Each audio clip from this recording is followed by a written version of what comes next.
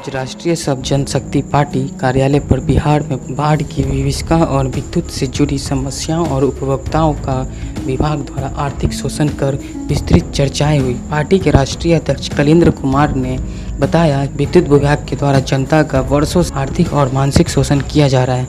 Fixed charge, चक्रवृद्धि ब्याज, service charge के नाम पर उपभोक्ता का शोषण किया जाता है, जिसको तत्काल प्रभाव से हटाने की आवश्यकता है तथा विद्युत विभाग द्वारा सर्विस चार्ज के रूप में उपभोक्ताओं से अलग अलग स्लैब में पैसे वसूले जाते हैं और जनता को कोई सर्विस नहीं दी जाती है। उल्टे उसे कार्यालय दोहराया जाता है और तब तक दोहराया जाता है जब तक कि वह थक कर आशा और उम्मीद न छोड़ दे, और फिर शुरू होता है धमकियों का दौर, कुकड़ी जब्ती और वारंट का दौर। जबकि स्पष्ट शब्दों में सर्विस चार्ज का मतलब होता है उसे परेशान ना करके सम्मान दिशा उसे सुविधा दिया जाए, वह आपका कस्टमर है। विद्युत विभाग की समस्याएं वैसे ही घरों में सबसे ज़्यादा देखी जाती है जो कमज़ोर और गरीब हैं। अतः मैं विभाग और सरकार से सभी उपभोक्ताओं की तरफ से मैं अपील करता हूँ, उपभोक्ता सभी अनावश्यक चार्ज को बिल से शीघ्र हटाएं और उपभोक्ता को 24 घंटे निवेदक बिजली सप्लाई की व्यवस्था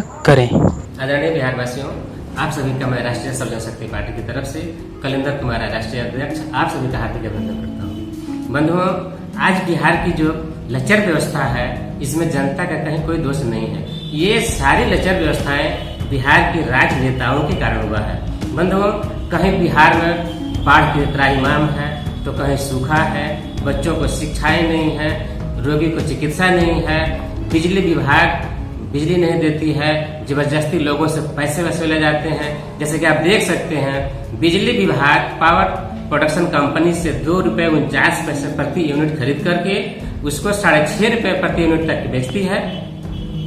बिहार में बिजली बनती है लेकिन सबसे ज्यादा बिजली बिहार में ही काटी जाती है। बंधुओं, बिजली विभाग का ये सड़यल सिस्टम आज वर्षों से चला आ रहा है, जिसकी वजह से सारी जनता परेशान है, त्राहिमाम कर रही है। सरकार और विभाग जनता से गोली डंडे का खेल वर्षों से खेल रहे हैं। बंधुओं, देखिए, बिजली विभाग किस तरह से एक आम आदमी को परेशान करने और उसको उत्पीड़न करने का काम करती है। जैसे आप देख सकते हैं, बिजली नहीं दिया जाएगा, उससे जबरदस्ती चक्रवृद्धि ब्याज लिया जाएगा, ब्याज लेने के अलावे उससे फिक्स चार्ज लिया जाएगा, मीटर सस्ता मीटर लगा करके उससे वर्षों मीटर रेट के रेंट के नाम पर उससे पैसा वसूले जाएंगे। बंधुओं, क्या बिजली विभाग आम आदमी को सोने की तार में बिजली देती है? बंधुओं, आज बिहार में सबसे पहले जरूरत है महंगाई पर ध्यान देने का, महंगाई को कम करने के लिए। जब महंगाई बिहार में इतनी ज्यादा होगी, कोई उद्योग धंधे नहीं होंगे, रोजगार नहीं होंगे, चिकित्सा नहीं होगा, बच्चों का सही शिक्षा नहीं होगा, तो बिहार कैसे विकास करेगा? इस सब के पीछे आम आदमी का कोई दोष नहीं है। बंधुओं, सबसे ज्यादा दोषी अगर कोई है तो वो राजनेता है। राजनेता जब सत्ता में रहते हैं, पावर में रहते हैं, जब उनकी सरकारें रहती हैं, तब जनता के बारे में कुछ नहीं सोचते हैं।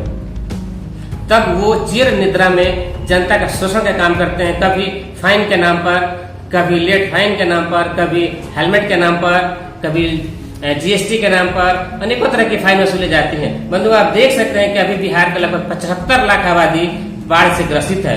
क्या सरकार की यही व्यवस्था है? सरकार को इस बाढ़ के बारे में नहीं सोचना चाहिए? कौन सा ऐसा काम है कि सरकार चाहते तो नहीं हो? बंधुओं, आप चल करके बाढ़ की स्थिति को देखिए। सरकार को जाना चाहिए और एक आम आदमी की उत्पीड़न की स्थिति को समझना चाहिए। एक गरीब का दुख वही समझ सकता है जिसका बेटा बाढ़ में डूब गया, लाखों रुपए लगा करके जिन्होंने आलीशान बिल्डिंग बनाया और उसके सामने ही भरभरा करके गिर गई। बंधुओं, आप देखिए जिसके मवेशी बाढ़ में बह गई, क्या स्थिति है उस गरीब की। कभी उस गरीब के बारे में भी सोचने की सरकार को जरूरत है। सरकार में आप रहते हैं तो कभी गरीब की चिंता नहीं आती है।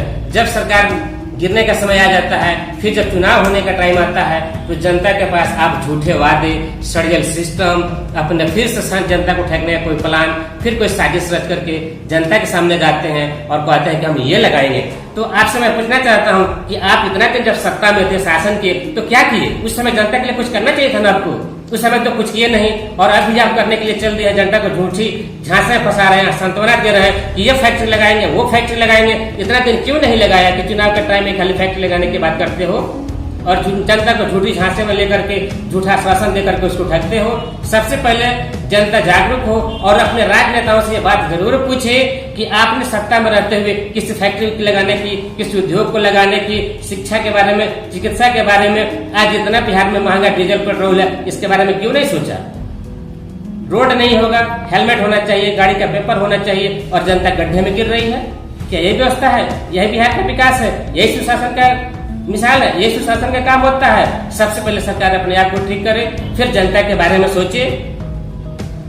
बंधुओं, आप देख सकते हैं कि लाखों करोड़ रुपए बाढ़ में घोटाले के नाम पर गबन कर लिए जाते हैं। क्या यही सुरक्षा होनी चाहिए? ऐसा सरकार को इस साल मैं आपके चैनल के माध्यम से सरकार को यह आश्वासन देना चाहता हूं और सरकार को और नेपाल सरकार को भी इस चेतावनी देता हूं कि अपनी बाढ़ विभीषिका को रोके और अगले साल से बिहार में बाढ़ नहीं आना चाहिए, वरना अंजाम इसका बुरा होगा और कोई जनता भूखे नहीं बननी चाहिए। मैं आपके चैनल के माध्यम से सूचना देना चाहता हूं कि नेपाल सरकार और बिहार सरकार जितने भी क्षति हुई है बाढ़ पीड़ितों की, उसकी मुआवजा शीघ्र करे और अपनी खर्चा से नेपाल सरकार इसको पार निकालने की व्यवस्था करे। अगले साल से बिहार में बाढ़ नहीं आनी चाहिए। जय Hind. Subscribe now and press the bell icon. Never miss an update.